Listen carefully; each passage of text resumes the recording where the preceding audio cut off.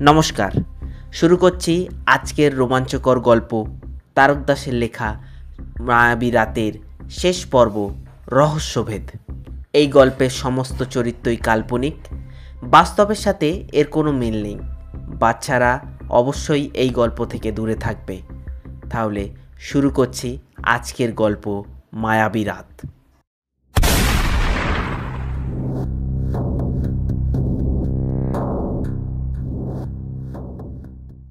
সোহিনীর কথা ভাবতে ভাবতে সায়ক জ্ঞান হারিয়ে ফেলে।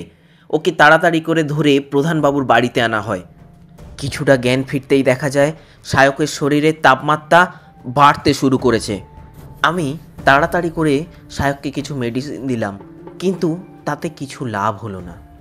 আমরা আর দেরি না করে সায়ককে তাড়াতাড়ি করে পাশের হাসপাতালে নিয়ে গেলাম।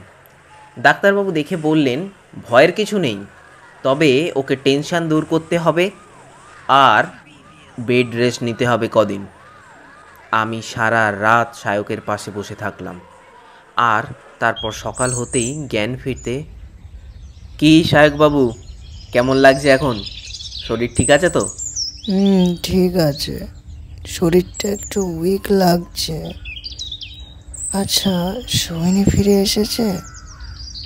চিন্তা করিস না, আজকে রিজু আসছে, আমরা ওকে সবাই মিলে ফিরিয়ে আনবো, দেখিস। তুই এখানে কিছুদিন রেস্ট নে, তাড়াতাড়ি ভালো হয়ে ওঠ। ডাক্তার নার্সদের বলে দিয়েছি, তুই এখানে ভালো হয়ে ওঠ, আর ওদিকে আমরা সোহিনীকে ফিরিয়ে নিয়ে আসি। তারপর সবাই মিলে একসাথে কলকাতা যাব, ঠিক আছে? আচ্ছা। হসপিটাল থেকে ফিরে আমি প্রধানবাবুর বাড়িতে ঘুমানোর জন্য গেলাম। রাতে তেমন ঘুম আসেনি। সকালবেলা ঠিক 8:30টার সময় ফোনে একটা কল আসে। রিসিভ করতেই ওপার থেকে ভেসে এলো, শোন, এখানে বেশি গোয়েন্দাগাড়ি মারাতে আসিস না, মারা পড়বি। রণদাস সেন করাটা বলে দিস, চুপচাপ এই গ্রাম থেকে চলে যা। হ্যালো হ্যালো, কে বলছেন? হ্যালো। কলটা কেটে যায়, আর ততক্ষণে আমার চোখে ঘুমও উড়ে গেছে। তৎক্ষণাৎ তিন্নি ঘরের মধ্যে প্রবেশ করে চা নিয়ে আর বলে, নিন, চাটা খেয়ে নিন, আর আপনারা এখান থেকে তাড়াতাড়ি বাড়ি ফিরে যান, আপনাদের বিপদ হতে পারে। তিন্নির এই কথাগুলো শুনে মনে মনে আমার ভয়টা আরও বাড়তে লাগলো। আর ঠিক তখনই আমার ফোনে আরও একটা কল আসে। ভয়ে ভয়ে ফোনের দিকে তাকিয়ে দেখি রণজয়। ফোন রিসিভ করতেই রণজয় বলল, গানটা কালকেই শুনেছি তোকে, তাই আজ আর করলাম না। কোথায় তুই? অনেকক্ষণ থেকে ওয়েট করছি, কোনো গাড়ি পাচ্ছি না গ্রামে যাওয়ার জন্য। তুই প্রধানবাবুকে বলে কিছু একটা নিয়ে আয় ভাই। সরি, আমি একদম বুঝতে পারিনি, ঘুমিয়ে পড়েছিলাম আসলে। তুই ওখানেই একটু ওয়েট কর, আমি আসছি, দাঁড়া।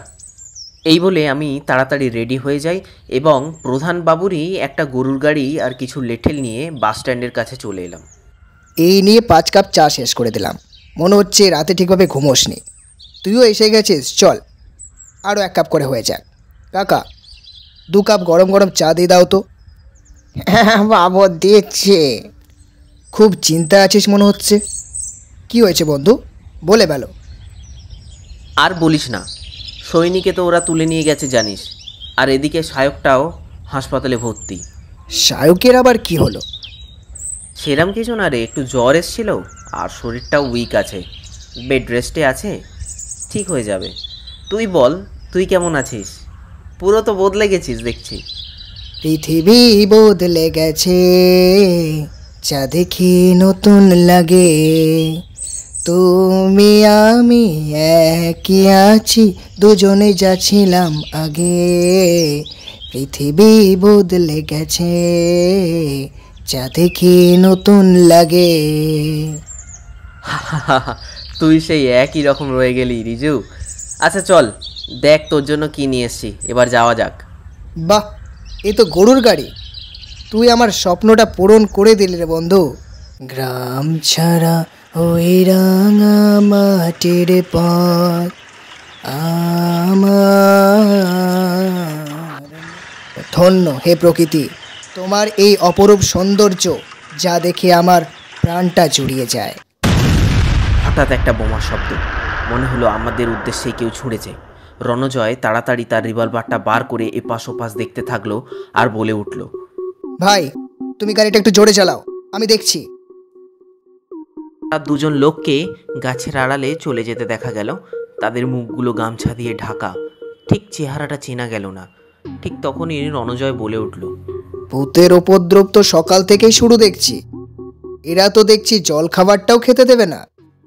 কিছুক্ষণ পর আমরা এসে উঠলাম হারাধন বাবুর বাড়িতে। ঘরের মধ্যে ঢুকতেই হারাধন বাবু বললেন, আসুন স্যার আসুন, আসার সময় কোনো সমস্যা হয়নি তো? না না, সেরকম কিছু হয়নি। ওই কিছু লোকজন বোম ফাটিয়ে ওয়েলকাম করছিল, এই আর কি। তা বলুন প্রধানবাবু, আপনি কেমন আছেন? খুব চিন্তায় আছেন মনে হচ্ছে। চিন্তা তো হচ্ছে মশাই। আগের দিন রাতে সোহিনী মেয়েটা নিখোঁজ হলো, আবার সায়ক এদিকে হসপিটালে। কে বা কারা করছে কিছুই তো বুঝতে পারছি না। আপনার তো সব কিছু জানারই কথা প্রধানবাবু, কেন আপনি কিছু জানেন না?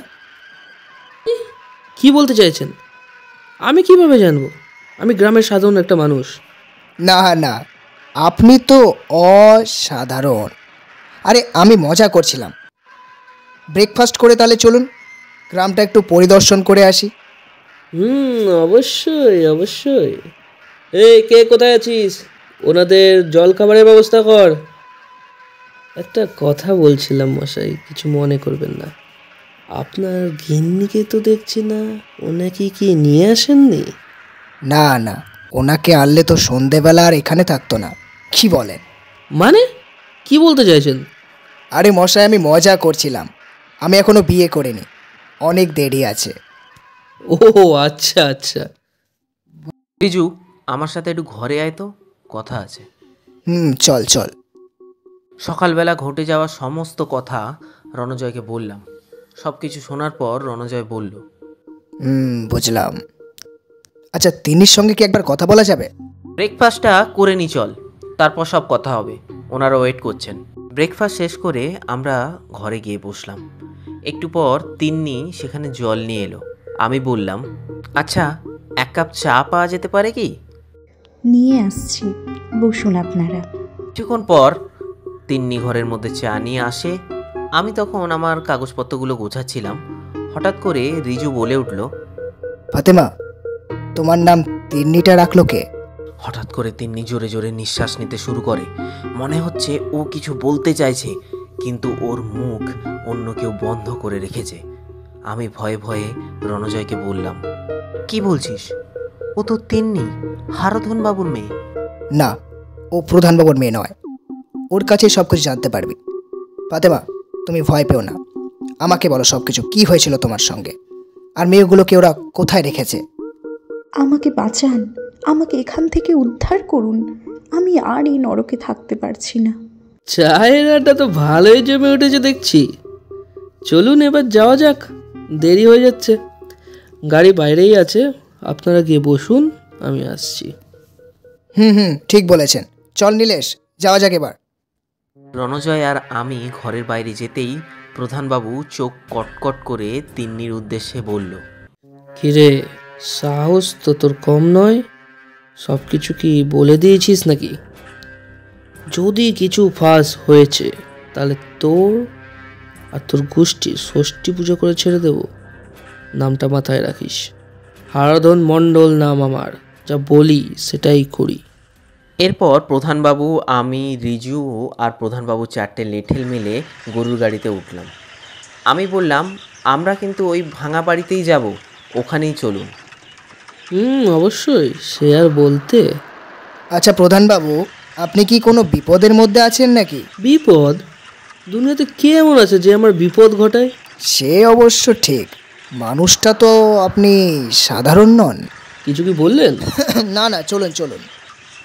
এরপর আমরা সবাই মিলে ওই ভাঙা বাড়ির কাছে চলে আসি এবং বাড়ির চারপাশটা ভালো করে দেখতে শুরু করি। আমি রণজয়কে বাড়ির পেছনে সেই ঘাটটিও দেখালাম যেখান থেকে ওরা সোহিনীকে তুলে নিয়ে গেছে। সব কিছু ভালো করে দেখে রণজয় বলল, চল নীলেশ, একটু ঘাটের সামনে থেকে ঘুরে আসি। আর প্রধানবাবু, আপনি কি একটা নৌকার ব্যবস্থা করতে পারবেন? একটু নদী পরিদর্শন করতাম, এই আর কি। ঘুরতে এসেছেন নাকি কি করতে এসেছেন? সেটা আমার উপর ছেড়ে দিন না, আপনি এত মাথা ঘামাচ্ছেন কেন? ঠিক আছে, আমি আর ওকে বলে দিচ্ছি, ও আপনাদের সাথে নিয়ে যাবে। আচ্ছা চল নীলেশ, একটু নৌকা বিহার করে আসি। চল, যাওয়াই যায়। আসুন স্যার, আমার নাম হারু। আমি এই গ্রামেই থাকি। মাঝে মাঝে নৌকা নিয়ে মাছ ধরতে যাই। মাঝে মধ্যে কেন? তোমার কি আরও কোনো ব্যবসা আছে? না তো, এটা করেই চলে যায় আমাদের। গরিব মানুষ বাবু, বেশি চাহিদা নেই। আচ্ছা আচ্ছা, চালাও ঠিকভাবে। হ্যাঁ, আমি একটা গান ধরি তবে, যদিও বেসুরে, কোনো সমস্যা নেই তো? না না স্যার, ধরেন দেখি একটা ভালো গান। বাইতে জানো না কেন ধরো হাল, মন মাঝে রে তুই বড়ই মাতাল, বুঝাই বলো তারে যেতে হবে পারে, বুঝাই বলো তারে যেতে হবে পারে, অবেলার বেলা পানে চাও চাও চাও রে, নদী ভরা ঢেউ বোঝো না তো কেউ, কেন মায়ার তরি বাউ বাউ বাউ রে। দারুণ স্যার, দারুণ দারুণ। নৌকার মাঝি তুমি, তা তুমিও একটা শুরু করো নাকি? সেরকম জানি না, তবে আপনারা যখন এত করে বলছেন। পরাজ ভাই বোন, সংসার পরিজন, সবাই নিজের নিজের। পরাজ ভাই বোন, সংসার পরিজন, সবাই নিজের নিজের। নেই তো কোথাও ভালোবাসা, স্নেহ করুণা প্রীতির ভাষা। নেই তো কোথাও ভালোবাসা, স্নেহ করুণা প্রীতির ভাষা। সাধু সাধু, অসাধারণ। আচ্ছা হারু, এই সামনের বাদিকের জঙ্গল একটু নিয়ে চলো তো। কেন, ওখানে গিয়ে কি করবেন স্যার? জন্তু জানোয়ার থাকবে, বিপদ হতে পারে। যেটা বলছি করো, ওই জঙ্গলের পাশে নিয়ে চলো, ঠিক আছে? আজ্ঞে স্যার। তুমি এখানেই থাকো, আমরা আসছি। সেই মতো আমরা জঙ্গলের ভেতরে যাই আর গিয়ে দেখি ভাঙা বাড়ি, আর তেমন কিছুই নেই। কিন্তু এটা কি, একটা বাক্স মনে হচ্ছে। ওর মধ্যে খুলে দেখি বিভিন্ন ধরনের সিম কার্ড আর অনেকগুলো ফোন আছে। পাশের ঘরে যেতেই দেখতে পেলাম কিছু বোমা তৈরির সরঞ্জাম, দড়ি। এসব দেখে রণজয় হঠাৎ বলে, চল, এখানে বেশিক্ষণ থাকা ঠিক হবে না, পরে আবার আসা যাবে। পুলিশকে জানিয়ে দেবো সব? অবশ্যই, তার আগে এখান থেকে চল। আর একটা বোমার শব্দ, আমরা তাড়াতাড়ি প্রাণ বাঁচতে নৌকায় গিয়ে বসি আর ফিরে আসি সেই গ্রামে। এদিকে সেই গ্রামের পুরনো বাড়িতে ততক্ষণে পুলিশবাবু চলে এসছেন। প্রধানবাবু দেখলাম সাথেই আছেন। রণজয়কে দেখে পুলিশবাবু এগিয়ে এসে বললেন, আপনি কে মশাই? শুনছি আপনি নাকি ইনভেস্টিগেশন করতে এসেছেন। নমস্কার স্যার, আমি রণজয় সেন। আপনার নামটা একটু বলবেন স্যার? থানার বড়বাবু আমি, অখিলেশ ব্যানার্জি। আচ্ছা, আমি একটু আসছি, যদি অনুমতি দেন। যান যান। কিছুক্ষণ পর বড়বাবুর ফোনে একটি কল আসে আর উনি বলেন, স্যার, আমি বুঝতে পারিনি স্যার। একদম স্যার, আমি ফোর্স নিয়ে ওনার পাশে থাকবো সবসময়। হ্যাঁ, কোঅপারেট করবো। থ্যাংক ইউ স্যার, জয় হিন্দ স্যার। একটু পর রণজয় পুলিশবাবুর কাছে এসে বলল, তাহলে চলুন ইনভেস্টিগেশনটা শুরু করি নাকি? অবশ্যই। আরে আমাকে একবার তো বলবেন। সরি, কিছু মনে করবেন না, বুঝতে পারিনি। আপনার যা সাহায্য লাগবে আমাকে বলবেন। থানায় চলুন, অনেক কিছু ব্যবস্থা করতে হবে। দেওয়ালের মুখ থাকে। ওটা কান হবে। ওই আর কি, চলুন যাওয়া যাক, এখানে আলোচনা করা ঠিক হবে না। চলুন। প্রধানবাবু, আপনি বাড়ি যান, দরকার পড়লে আমরা আপনাকে ডেকে নেব।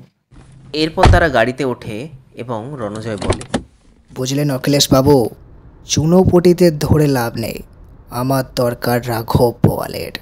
তা যা বলেছেন। এরপর আমরা থানায় পৌঁছে যাই।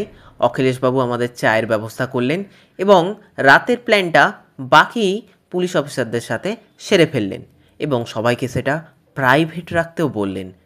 এরপর ঠিক তখনই আমার ফোনে আরও একটি কল আসে। আমি কল রিসিভ করে স্পিকারে দিতেই ওপার থেকে ভেসে এলো। কি রে বড়া, ভালো কথা বলছিস শোনা যাচ্ছে না? না এটা দানা বলে দিলে বুঝবি সারা। খুব ইনভেস্টিগেশন মারাচ্ছিস না? তবে শুন, আজ রাতেও একটা মেয়েকে তুলবো, আর কাল সকালে সূর্য ওঠার আগে সব মেয়েকে বাইরে পাচারও করে দেবো। তোদের পুলিশ আর ডিটেকটিভ রেজু আমার কিচ্ছু করতে পারবে না। তোদের কিভাবে আটকাতে হয় আমিও দেখছি বল। আটকাবি? চিপি আছে চিপি। শোন, মেয়েদের যদি কোনো ক্ষতি করেছিস, কি করতে পারি আর কি পারি না সামনে আসলে সব টের পেয়ে যাবে। এরপর কলটা কেটে দেয় রণজয় এবং বাকি অফিসারদের ইনস্ট্রাকশন দিয়ে আমরা প্রধানবাবুর বাড়িতে ফিরে আসতেই প্রধানবাবু বলল, ইনি কে? এনাকে তো ঠিক চিনতে পারলাম না। ও তো আমার খুড়তুতো বোন। আগে কোনোদিন গ্রামের পরিবেশে দেখেনি। আমরা যখন এখানেই আছি তাই ওকেও ডেকে নিলাম। আচ্ছা আচ্ছা, বেশ বেশ। মাতিন্নি, দেখ তোর একটা দিদি এসেছে, যা ওকে ঘরে নিয়ে যা। আর আপনারাও যান, একটু রেস্ট করে নিন, আমরা বিকালে একটু ঘুরতে বেরোবো। আচ্ছা ঠিক আছে, চল নীলেশ। বলছি একটু চা হলে ভালো হয়, মাথাটা ধরে আছে খুব। যান আপনারা ঘরে যান, আমি পাঠিয়ে দিচ্ছি। বলে রাখা ভালো, এই সুভাষিনী কিন্তু পুলিশ অফিসার, স্পেশাল কেসেই আজ এখানে এসেছে। রণজয় আর সুভাষিনী দুজনে ঘরের মধ্যে বসেই সমস্ত আলোচনা করতে শুরু করলো। আর ঠিক সেই সময় তিন্নি ঘরের মধ্যে চা নিয়ে প্রবেশ করে। আমি বললাম, আচ্ছা ফতেমা, তুমি নির্ভয় সব কিছু বলো তো।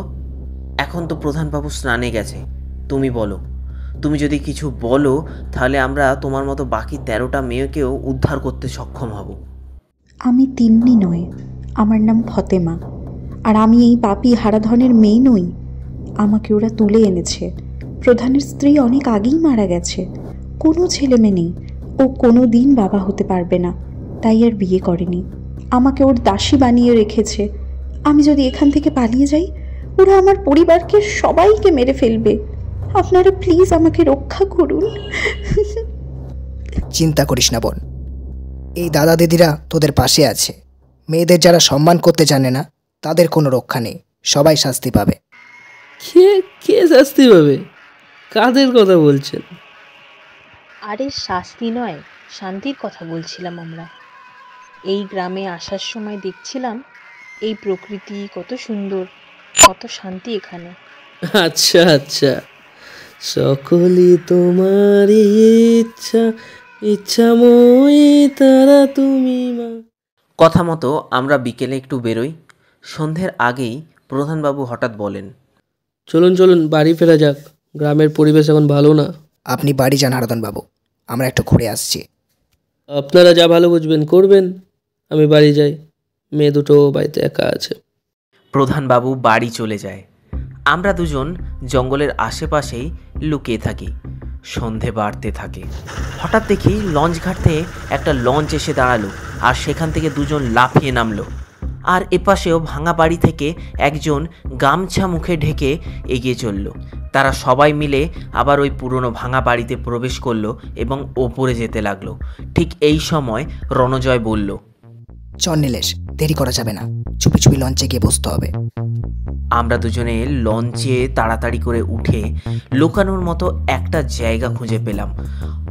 অনেকক্ষণ চুপ করে বসে আছি। আবার হঠাৎ সেই মেয়ের অট্টহাসি, চিৎকার, ঝোড়ো হাওয়া, নুপুরের আওয়াজ, বাঁচাও বাঁচাও চিৎকার। কি আশ্চর্য, সুভাষিনীর আওয়াজ পাওয়া যাচ্ছে। কোথায় নিয়ে যাচ্ছিস আমাকে? ভালো কথা বলছি, তোরা আমায় ছেড়ে দে, না হলে কেউ বাঁচবি না। এরপর তারা টেনে হেঁচড়ে সুভাষিনীকে লঞ্চে নিয়ে আসলো এবং তার হাত পা বেঁধে দিল। লঞ্চ চলতে শুরু করলো। কোথায় যে যাচ্ছে কিছু বোঝা যাচ্ছে না। 1 ঘন্টা লঞ্চ চলার পর একটা জায়গায় এসে দাঁড়ালো। চারিপাশটা অন্ধকার, কিচ্ছু বোঝা যাচ্ছে না। তারা তাড়াতাড়ি সুভাষিনীকে লঞ্চ থেকে নামিয়ে আমি আর রণজয় চুপি চুপি ওদের পিছু নিলাম। ওরা সুহাসিনীকে একটা ভগ্ন বাড়িতে নিয়ে গেল, কিন্তু আমরা তো সামনের দরজা দিয়ে যাওয়ার উপায় নেই। তাই অগত্যা আস্তে আস্তে বাড়ির পেছনে গেলাম এবং আমার ব্যাগে দড়ি তৈরিই ছিল। দড়িগুলোকে ছাদের কার্নিশের সাথে বেঁধে আস্তে আস্তে করে বাড়ির ছাদে গিয়ে পৌঁছালাম। দেখলাম রণজয় তার হাতে বন্দুকটাকে নিশানায় একদম তাক করে রেখেছে, আর আমিও আমার হাতে চাকু রেডি রেখেছি। আমরা ধীরে ধীরে সিঁড়ি বেয়ে নিচে নামতেই দেখি 10-12 জন বন্দুক হাতে দাঁড়িয়ে আছে, আর সেই অপহরিত মেয়েগুলোকে তারা মাটিতে বসিয়ে রেখেছে। আমি বলে উঠলাম, ওই দেখ রিজু, ওই দেখ সোহিনী। চুপ, আস্তে কথা বল, শুনতে পেলে সব কিছু ভেস্তে যাবে। তুই চাকু নিয়ে একদম রেডি থাক, যখন খুশি অ্যাটাক হতে পারে। চিন্তা করিস না, আমি আরও চাকু রেডি রেখেছি। সাব্বাস, আমি অখিলেশ বাবুকে লোকেশন পাঠিয়ে দিয়েছি, কিছুক্ষণের মধ্যেই ঢুকে যাবে। কিছুটা সিঁড়ি বেয়ে আরও নামতেই দেখি গ্রামের প্রধান হারু এবং আরও একজন চেয়ারে বসে আছে, আর দুজন বন্দুকধারী ওখানে দাঁড়িয়ে আছে। হঠাৎ চেয়ারে বসে থাকা লোকটি গ্রামের প্রধানের উদ্দেশ্যে বলল, কি প্রধান বাবু, এদের মধ্যে কাউকে পছন্দ হয়েছে নাকি? সময় আছে, কিছুক্ষণ পর কিন্তু এরা বাইরে চলে যাবে। ওই যে ফর্সা করে মেয়েটা সোহিনী নাম, ওকে আমার খুব পছন্দ। আর আজকে যাকে নিয়ে আসলেন সুহাসিনী, তাহলে তো দুজন হয়ে যায়, আর কিছু চাই না। ঠিক আছে ঠিক আছে, যান ওদের দুজনকে নিয়ে যান, এনজয় করুন। এই তোরা যা, ওদের দুজনকে খুলে দে। এই তোরা দাঁড়া, আজকে থেকে তো তোরা আমার। পর হারাধন মণ্ডল একে একে সবার হাতের বাঁধন খুলে দেয় এবং সোহিনীর কাছে গিয়ে ওর হাত দুটো ধরে কোলে তোলার চেষ্টা করে। আর ঠিক তখনই সুভাষিনী পাশের বন্দুকধারী লোকের থেকে বন্দুক ছিনিয়ে নিয়ে সজোরে গুলি করে প্রধানের কপালে। সবাই চমকে ওঠে। মুখোশ পরা লোকটি সুভাষিনীর দিকে গুলি চালাতে গেলে রণজয় তার হাতে লক্ষ্য করে গুলি করে, আর আমিও সঙ্গে সঙ্গে 6খানা চাকু একদম পরপর ছুটতে থাকি। আর আমি আর রণজয় দুজনেই লাফ দিয়ে নিচে নেমে আসি। সুভাষিনীর দিকে এগিয়ে গিয়ে রণজয় বলে, good job Subhashini. Thank you রণজয়দা, কিন্তু আমি একটা ভুল করে ফেলেছি। ও সোহিনীর সঙ্গে খারাপ কিছু করতে যাচ্ছিল, আমি সহ্য করতে পারিনি। আমার কাছে মেয়েদের সম্মানটাই আগে। ও এত বাজে কাজ করেছে, তাই ওর বাঁচার কোনো অধিকার নেই। মৃত্যুই ওর একমাত্র শাস্তি। তুমি একদম ঠিক করেছ, চিন্তা করো না, আমি দেখছি ব্যাপারটা। হঠাৎ হারু বলে ওঠে, তোরা কি ভেবেছিস আমাদেরকে মেরে ফেললে এই র্যাকেট চক্র বন্ধ হয়ে যাবে? আমাদের লিডার এখনো বেঁচে আছে, পরবর্তী কাজ ওই চালিয়ে নিয়ে যাবে, আর এটা চলতেই থাকবে। চিন্তা করিস না, ও এখন কাস্টাডিতেই আছে, ওর ট্রিটমেন্ট চলছে। তোরা কি ভেবেছিস আমি ঘাসে মুখ দিয়ে চলি? ওর পুরো হিস্ট্রি আমি হারাধন মণ্ডলের বাড়ি থেকেই পেয়েছি। ওর নাম ফাতেমা বেবি, আর ওর হাজব্যান্ড ওই দেখ নিচে পড়ে আছে, মুস্তাক হোসেন। ফাতেমার সমস্ত কাজই ওই হারাধন মণ্ডলের বাড়ি থেকেই করতো। আর তুই কবে থেকে হারু হয়েছিস? তোর নাম তো চন্দন হালদার, গ্রামে 2 বছর থেকে এখানে আছিস। আধার কার্ডটা তো একটু আপডেট করবি। তোর কাজ হলো মেয়েগুলোকে তুলে আনা আর সেই জায়গায় নুপুর ফেলে আসা। সেদিনের বোমাটা তো তুই ছুঁড়েছিলি না? তোর হাতের আঙুলগুলো দেখেই বোঝা গেছে। শালা, সব কিছু যখন জেনেই গেছিস, এবার মর শালা। এই বলে হারু গুলি চালাতে যাবে, এমন সময় অখিলেশবাবু এসে তার হাত লক্ষ্য করে গুলি করে। পুলিশ ফোর্স এতক্ষণে সমস্ত অপরাধীদের অ্যারেস্ট করে নিয়েছে। অখিলেশবাবু শেষে বললেন, আচ্ছা, প্রধানবাবুকে কে মারলো? মা দুর্গা এসে অসুর নিধন করেছে। যতবার অসুর জন্ম নেবে তাদের নিধন অনস্বীকার্য। মেয়েদেরকে যারা সম্মান করতে জানে না, অত্যাচার করে, ধর্ষণ করে, তাদের শেষ পরিণতি এটাই হওয়া উচিত। সবাইকে জিজ্ঞেস করে দেখুন কে মেরেছে, আমার কিন্তু চোখে এসব পড়েনি। বুঝতে পেরেছি, আর কিছু বলতে হবে না। একটা পাপিই তো মরেছে, ও আমি এনকাউন্টার বলে চালিয়ে দেবো। কিন্তু রণজয়বাবু, আপনি যে কিভাবে এত তাড়াতাড়ি এই র্যাকেট চক্রটা ধরে ফেলবেন সে তো ভাবতেই পারছি না। আপনি সত্যিই আমাদের গর্ব। আমি একজন অতি সাধারণ মানুষ, আসল কাজ তো করেছে আমাদের এই সুভাষিনী আর আমাদের এই বোনেরা। বিপদের সময় দাদা হিসেবে ওদের পাশে থাকতে পেরেছি, এটাই আমার কাছে প্রাপ্তি। রণজয়দা, তোমার মতো দাদা পাওয়া সত্যিই ভাগ্যের ব্যাপার। আজ তুমি যা করলে, তোমার জন্যই এত মেয়ের জীবন বেঁচে গেল। আশীর্বাদ করো দাদা, আমি যেন তোমার মতো হতে পারি। তথাস্তু। হাহ। তাহলে অখিলেশ বাবু, আমরা এবার চলি। আবার একদিন দেখা হবে, অন্য কোথাও, অন্য দিন, অন্যভাবে।